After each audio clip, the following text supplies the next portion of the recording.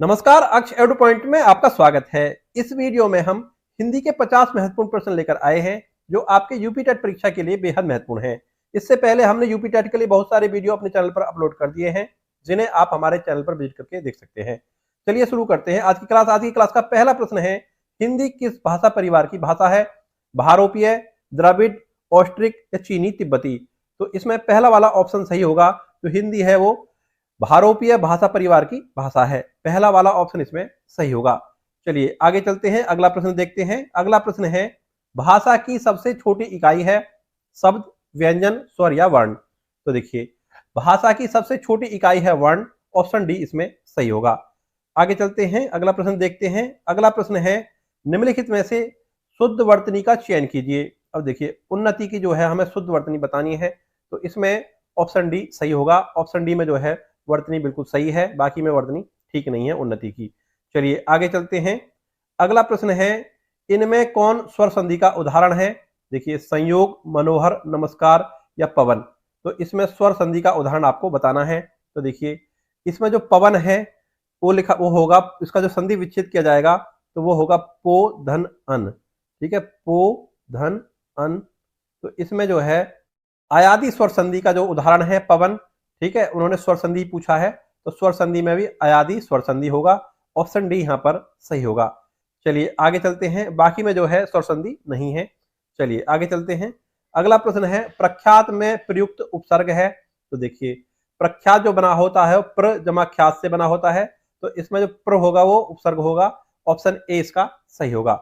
चलिए आगे चलते हैं, अगला प्रश्न देखते हैं। अगला प्रश्न है, निम्नांकित में से कौन सा पद अवयवी भाव समास है?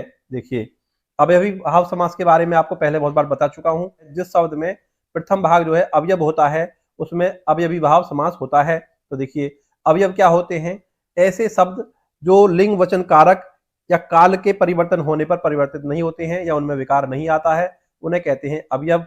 तो इसी तरह से इसमें एक शब्द है प्रतिदिन। ठीक है, प्रतिदिन में जो प्रथम भाग है प्रति, वो अवयव है। तो ठीक, प्रति इसमें जो है अवयव है प्रतिदिन में, तो ये होगा, इसमें अवयवी भाव जो समास होगा प्रतिदिन में होगा। ऑप्शन सी इसका सही होगा। आगे बढ़ेंगे, चलिए आगे चलते हैं। अगला प्रश्न है, जिस समास में उत्तर पद प्रधान होने के साथ ही पूर्व पद तथा उत्तर पद में विशेषण विशेष्य का संबंध भी होता है, उसे कौन सा समास कहते हैं? अब देखिए, विशेषण और विशेष्य मैं आपको बता देता हूं। विशेषण ऐसे शब्द होते हैं जो विशेषता बताते हैं, विशेष्य होते हैं जिनकी विशेषता बताई जाती है। पहला पद जो है दूसरे पद की विशेषता बताता हो। इसका उदाहरण अगर हम देखें तो इसका उदाहरण होगा नील गगन। तो इसमें नील जो है वो गगन की विशेषता बताता है कि जो गगन है वो नीला है। इसी तरह से नीलकमल, इसी तरह से महापुरुष। तो जो पुरुष की विशेषता कौन बताता है? महा, यानी ठीक है कि पुरुष जो है महान है। इसी तरह से है लाल मणि, जो मणि की विशेषता बताई जा रही है, लाल के द्वारा बताई जा रही है कि मणि जो है वो लाल है। ठीक है, तो पहला वाला पद है दूसरे वाले पद की विशेषता बताता है। ठीक है, तो उसमें होता है कर्मधारय समास। कर्मधारय वाले ऑप्शन को सही करेंगे और आगे बढ़ेंगे। चलिए अगला प्रश्न देखते हैं, प्रत्युत्पन्नमति शब्द में कौन सा उपसर्ग है? तो देखिए, इसका जो उपसर्ग होगा वो प्रति होगा। ऑप्शन बी इसमें सही होगा। चलिए आगे चलते हैं, अगला प्रश्न देखते हैं। निम्नांकित में से कौन सा शब्द वृद्धि संधि का उदाहरण नहीं है? देखिए, चारों ऑप्शन को आप देख लीजिए कि इसमें जो ऑप्शन सी है गुरु उपदेश, यह वृद्धि संधि का उदाहरण नहीं है बल्कि दीर्घ स्वर संधि का है। इसमें गुरु प्लस उपदेश, गुरु का बड़ा वाला उ, ठीक है, और उपदेश का छोटा वाला उ मिलकर क्या बना देंगे? बड़ा उ बना देंगे इस तरह से। ठीक है, इसमें क्या होगा? दीर्घ स्वर संधि होगी, ना कि वृद्धि संधि। उन्होंने यही पूछा है कि वृद्धि संधि किसमें नहीं है, तो वो होगा किसमें? गुरु उपदेश में। तो यहाँ पर ऑप्शन सी सही होगा। चलिए आगे चलते हैं, अगला प्रश्न देखते हैं। अगला प्रश्न है, यह रास्ता दुर्गम है, सावधानी से चलें। अब देखिए, आप देख रहे होंगे कि इसमें जो दुर्गम है वो गलत लिखा हुआ है। उन्होंने पूछा है कि दुर्गम जो है कहां पर सही लिखा हुआ है, कौन से वाले ऑप्शन में सही होगा? इसमें जो ऑप्शन सी सही होगा। ऑप्शन सी में जो दुर्गम है वो सही लिखा हुआ है, बाकी में सही लिखा हुआ नहीं है। चलिए आगे चलते हैं। वर्णमाला कहते हैं, तो वर्णमाला किसको कहते हैं? चारों ऑप्शन को आप पढ़ लीजिए। इसमें ऑप्शन डी सही होगा। वर्णों के व्यवस्थित समूह को कहते हैं वर्णमाला। ऑप्शन डी इसमें सही होगा। चलिए आगे चलते हैं, अगला प्रश्न देखते हैं। भारत में सर्वाधिक बोले जाने वाली भाषा कौन सी है? ठीक है, बहुत इंपॉर्टेंट प्रश्न है, कई बार पूछा गया है। चारों ऑप्शन आप पढ़ लीजिए। इसमें जो है हिंदी सबसे ज्यादा बोले जाने वाली भाषा है भारत में। ठीक है, ऑप्शन ए यहाँ पर सही होगा। 2011 की गणना के अनुसार, जो जनगणना हुई थी 2011 में, उसके अनुसार 52% जो लोग हैं वो हिंदी बोलते हैं या जानते हैं। ठीक है, तो पहला वाला ऑप्शन इसमें सही होगा और आगे बढ़ेंगे। अगला प्रश्न देखते हैं, स्थावर का विलोम शब्द है। देखिए स्थावर का मतलब है ऐसा जो स्थायी रहता हो, तो इसका जो विलोम होगा वो होगा जंगम। जंगम का मतलब होता है चलामान। ठीक है, जो स्थिर ना रहता हो। ऑप्शन डी यहाँ पर सही करेंगे और आगे बढ़ेंगे। चलिए आगे चलते हैं। समय की दृष्टि से अनुकूल, इन चारों ऑप्शन को आप पढ़ लीजिए। तो समय की दृष्टि से अनुकूल होता है उसे क्या कहते हैं? तो इसमें ऑप्शन डी सही होगा। समय की दृष्टि से अनुकूल को कहते हैं समय अनुकूल। ठीक है, ऑप्शन डी यहाँ पर सही होगा। चलिए आगे चलते हैं। अगला प्रश्न देखते हैं, जिसकी गर्दन सुंदर हो उसे क्या कहते हैं? चारों ऑप्शन को आप पढ़ लीजिए। सुदर्शन, सुगत, सुगर्दन या सुग्रीव। इसमें ऑप्शन डी सही होगा। जिसकी गर्दन सुंदर हो उसे सुग्रीव कहते हैं। चलिए आगे चलते हैं। अगला प्रश्न है, गमन का विलोम शब्द है। जाना, उतरना, आगमन या चढ़ना। इसमें ऑप्शन सी सही होगा। गमन का जो विलोम शब्द आगमन होता है, ऑप्शन सी यहाँ पर सही करेंगे और आगे चलेंगे। अगला प्रश्न देखते हैं, जो सब कुछ जानता है उसे क्या कहते हैं? देखिए जो सब कुछ जानता है उसे कहते हैं सर्वज्ञ। ऑप्शन बी इसमें सही होगा। चलिए आगे चलते हैं। अगला प्रश्न देखते हैं, निम्नलिखित में से रूढ़ शब्द कौन सा है? वाचनालय, समतल, विद्यालय या पशु। अब देखिए ऐसा शब्द जिसको तोड़ने पर जो हमें शब्दांश मिलेंगे उनका कोई अर्थ ना निकले, ठीक है, वो होते हैं रूढ़। अब देखिए अगर वाचनालय को हम तोड़ दें वाचन जमा आल्य में, तो दोनों का जो है अपना अपना अर्थ होता है, वाचन का और आल्य का। ठीक है, तो ये रूढ़ नहीं होगा, ये यौगिक होगा। इसी तरह से समतल को तोड़ लेंगे, सम अलग कर लें और तल अलग कर लें। ठीक है, तो सम का एक अर्थ होता है और तल का एक अर्थ होता है। इसी तरह से विद्यालय। ठीक है, तो ये सभी जो है यौगिक शब्द है। लेकिन जो पशु है अगर उसको तोड़ेंगे, प अलग कर देंगे और सु अलग कर देंगे, तो ना पा का कोई अर्थ होता है ना सु का कोई अर्थ होता है। ठीक है, तो ये होगा रूढ़ शब्द। तो इसमें ऑप्शन डी सही होगा।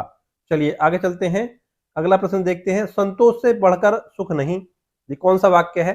तो देखिए इसमें जो है एक साधारण वाक्य है, सरल वाक्य होगा। ऑप्शन बी इसमें सही होगा।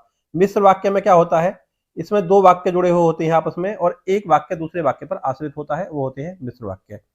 संयुक्त वाक्य में जो दो स्वतंत्र वाक्य होते हैं लेकिन किंतु परंतु लेकिन द्वारा किसी के द्वारा इनमें से जुड़े होते हैं एक दूसरे से, ठीक है, वो कहलाते हैं संयुक्त वाक्य। लेकिन यहाँ पर जो है ये एक स्वतंत्र वाक्य है, तो यहाँ पर ये सरल वाक्य होगा। ऑप्शन बी यहाँ पर सही होगा। ना ये मिश्र वाक्य है ना ही संयुक्त वाक्य है। चलिए आगे चलते हैं। अगला प्रश्न देखते हैं, अंतर के पट खोलना का अर्थ क्या होता है? देखिए एक मुहावरा है, इसका आपको अर्थ बताना है। तो अंतर के पट खोलना जो होता है विवेक से काम लेना होता है। ऑप्शन सी यहाँ पर सही होगा। चलिए आगे चलते हैं। शांत रस का स्थायी भाव क्या है? तो देखिए शांत रस का आपको स्थायी भाव बताना है। चारों ऑप्शन को आप पढ़ लीजिए। तो शांत रस का जो स्थायी भाव होता है वो होता है निर्वेद। ऑप्शन डी यहाँ पर सही होगा। चलिए आगे चलते हैं। अगला प्रश्न है, चारों चरणों में समान मात्राओं वाले छंद को क्या कहते हैं? देखिए चारों चरणों में समान मात्राओं वाले छंद को कहते हैं सममात्रिक छंद। ऑप्शन ए इसमें सही होगा। चलिए आगे चलते हैं। अगला प्रश्न है, निम्नलिखित में से सममात्रिक छंद का कौन सा उदाहरण है? देखिए पिछले प्रश्न से संबंधित एक प्रश्न आ गया है, जानबूझ के मैंने इन दो प्रश्नों को एक साथ रखा हुआ है। तो देखिए सममात्रिक छंद का उदाहरण है चौपाई। ऑप्शन सी यहाँ पर सही होगा। चलिए आगे चलते हैं। इसमें स्थायी भाव किस रस में होता है? तो देखिए हास्य, शांत, अद्भुत या विभत्स। तो देखिए विष में जो स्थायी भाव होता है वो अद्भुत का होता है। ऑप्शन सी इसमें सही होगा। चलिए आगे चलते हैं। अगला प्रश्न है, अंगूठी का नग होना का अर्थ है। देखिए अंगूठी का नग होना का अर्थ क्या होता है आपको बताना है। तो इसमें ऑप्शन डी सही होगा। अनुरूप जोड़ा होना अंगूठी का नग होना कहलाता है। ऑप्शन डी यहाँ पर सही करेंगे। चलिए आगे बढ़ते हैं। मजदूर मेहनत करता है किंतु उसके लाभ से वंचित रहता है। देखिए मैंने आपको बताया था कि दो अगर वाक्य जुड़े हुए हों, दो वाक्य स्वतंत्र वाक्य होने चाहिए, एक दूसरे पर आश्रित नहीं होने चाहिए। किंतु परंतु लेकिन के द्वारा वो जुड़े होने चाहिए, तो वो होंगे संयुक्त वाक्य। ठीक है, ये वाक्य कहलाएगा संयुक्त वाक्य। ऑप्शन सी इसमें सही होगा। जो सरल वाक्य है वो एक अकेला स्वतंत्र वाक्य होता है। अगर इसमें ये कह देते हम कि मजदूर मेहनत करता है, तो ये एक सरल वाक्य होता। और विस्तृत वाक्य में क्या होता है, एक वाक्य दूसरे वाक्य पर आश्रित होता है, दोनों वाक्य स्वतंत्र नहीं होते हैं। तो यहाँ पर जो होगा ये संयुक्त वाक्य का उदाहरण है। ऑप्शन सी इसमें सही होगा। चरण कमल बंदो हरिराय में कौन सा अलंकार है? इसमें जो है चरणों को कमल के रूप में मान लिया गया है, तो इसमें रूपक अलंकार होगा। रूपक अलंकार वाला ऑप्शन इसमें सही होगा। चलिए आगे चलते हैं। अगला प्रश्न है, सर्कस उपन्यास के रचनाकार हैं। चारों ऑप्शन को आप पढ़ लीजिए, इसमें मैं आपको सही वाला ऑप्शन बताऊंगा। सर्कस उपन्यास के रचनाकार हैं संजीव, ऑप्शन डी इसमें सही होगा। चलिए आगे चलते हैं। अगला प्रश्न है जयशंकर प्रसाद की राज्य भाषा कौन सी है? तो इसमें ऑप्शन डी सही होगा। हिंदी खड़ी बोली जो है जयशंकर प्रसाद की राज्य भाषा है। ऑप्शन डी इसमें सही करेंगे और आगे बढ़ेंगे। कनक कनकते 100 गुने माधकता अधिकाय, वा खाए बौरात नर या पाए बौराए। प्रस्तुत पंक्तियों में कौन सा अलंकार है? तो देखिए इसमें जो है यमक अलंकार होगा। ठीक है, यमक अलंकार होगा। यमक अलंकार वाला ऑप्शन इसमें सही होगा। इसमें जो कनक कनक है वो 2 बार आया है और दोनों बार जो है इसका अर्थ अलग अलग है। ठीक है, पहले कनक का अर्थ अलग है, दूसरे कनक का अर्थ अलग है। तो ये होगा यहाँ पर यमक अलंकार। ऑप्शन बी इसमें सही होगा। चलिए आगे चलते हैं। अगला प्रश्न है स्त्रीत्व शब्द में कौन सी संज्ञा है? तो देखिए स्त्रीत्व जो है वो भाव को दर्शाता है, इसमें भाववाचक संज्ञा होगी। ठीक है, इसमें ऑप्शन सी सही होगा। चलिए आगे चलते हैं। अगला प्रश्न देखते हैं। भारतीय शब्द का बहुवचन है। चारों ऑप्शन को आप पढ़ लीजिए, ये थोड़ा सा आसान प्रश्न है। आपने बहुत जगह भारतीय या भारतीय लिखा हुआ देखा भी होगा। इसमें ऑप्शन ए सही होगा। भारतीय शब्द का जो बहुवचन होगा ऑप्शन ए में बिल्कुल सही लिखा हुआ है, भारतीयों। ऑप्शन ए सही करेंगे और आगे बढ़ेंगे। चलिए अगला प्रश्न है मौन का विलोम शब्द है। तो देखिए मौन का मतलब होता है शांत रहना, तो इसका विलोम शब्द होगा ऑप्शन ए मुखर।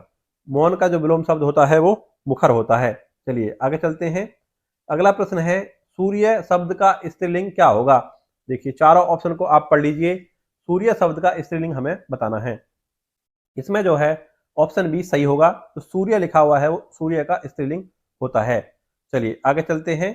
अगला प्रश्न है शब्द रचना के आधार पर बताइए कि कौन सा शब्द योग रूढ़ है। अब देखिए आपको मैंने पहले बताया था यौगिक और रूढ़ के बारे में। अब उन्होंने पूछा है योग रूढ़ शब्द कौन सा है। तो देखिए इसमें मैं आपको सही वाला ऑप्शन बता देता हूं। इसमें जो ऑप्शन डी है वो योग रूढ़ है।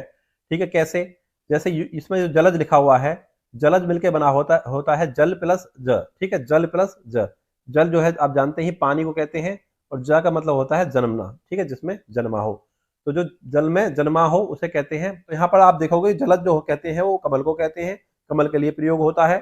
तो उसका जो है ज और जल से कोई संबंध नहीं है। ठीक है, एक अलग अर्थ निकल के आया है। तो यहाँ पर जो जलज है वो योग रूढ़ होगा। ठीक है, ऐसे शब्द को कहते हैं योग रूढ़। ठीक है, तो यहाँ पर ऑप्शन डी सही होगा। चलिए आगे चलते हैं। अगला प्रश्न देखते हैं। कठिन काव्य का प्रेत किस कवि को कहा जाता है? तो देखिए चारों ऑप्शन आप पढ़ लीजिए। कठिन काव्य का प्रेत कहते हैं केशव दास को। ऑप्शन डी यहाँ पर सही होगा। देखिए कठिन काव्य का प्रेत का जो संज्ञा दी गई थी केशव दास को, वो किसने दी थी? ये प्रश्न भी पूछ लिया जाता है। तो ये दी थी रामचंद्र शुक्ल ने। ठीक है, इस तरह के प्रश्न भी पूछ लिए जाते हैं। ऑप्शन डी यहाँ पर सही होगा। चलिए आगे चलते हैं। अगला प्रश्न है द्विवेदी युग का नामकरण किसके नाम पर हुआ है? अब देखिए 4 द्विवेदी के नाम इसमें दिए हुए हैं। तो आपको ये बताना है कि द्विवेदी युग जो है किनके नाम पर पड़ा हुआ है। तो ऑप्शन बी इसमें सही होगा। महावीर प्रसाद द्विवेदी के नाम से द्विवेदी युग का नामकरण हुआ है। ठीक है, ये कौन से समय को कहते हैं? 1900 से 1920 का जो काल है उसको द्विवेदी युग कहते हैं और महावीर प्रसाद द्विवेदी के नाम पर इसका नाम पड़ा था। ऑप्शन बी इसमें सही होगा। चलिए आगे चलते हैं। अगला प्रश्न है हिंदी प्रदीप के यशस्वी संपादक का नाम है। अब देखिए उन्होंने सीधा सीधा ये पूछा कि हिंदी प्रदीप जो पत्रिका है उसके संपादक कौन है। तो इसमें आप चारों ऑप्शन को आप पढ़ लीजिए, मैं आपको सही वाला ऑप्शन बताता हूँ। ऑप्शन बी इसमें सही होगा। बालकृष्ण भट्ट जो है वो हिंदी प्रदीप के संपादक थे। ऑप्शन बी यहाँ पर सही होगा। चलिए आगे चलते हैं। अगला प्रश्न है निम्नलिखित में से कौन सरस्वती पत्रिका के संपादक नहीं रहे? देखिए 4 इसमें नाम दिए हुए हैं, आपको बताना है कि जो सरस्वती पत्रिका है उसके संपादक नहीं रहे हैं। ठीक है, श्याम सुंदर दास, श्री नारायण चतुर्वेदी, महावीर प्रसाद द्विवेदी, शांति प्रिय द्विवेदी। अब देखिए यहाँ पर गलती ये होती है कि हम नहीं को नहीं देखते हैं। ठीक है, हम सीधा सीधा देखते हैं कि सरस्वती पत्रिका के संपादक कौन है और महावीर प्रसाद द्विवेदी पर हम निशान लगा देते हैं और चले आते हैं और हमारा जो प्रश्न है वो गलत हो जाता है। लेकिन उन्होंने पूछा है कि संपादक नहीं रहे हैं, इनमें से 3 संपादक रहे हैं, 1 नहीं रहे हैं। ठीक है, तो ऑप्शन डी इसमें सही होगा। शांति प्रिय जो द्विवेदी सरस्वती पत्रिका के संपादक नहीं रहे हैं, बाकी जो 3 है वो सरस्वती पत्रिका के संपादक रहे हैं।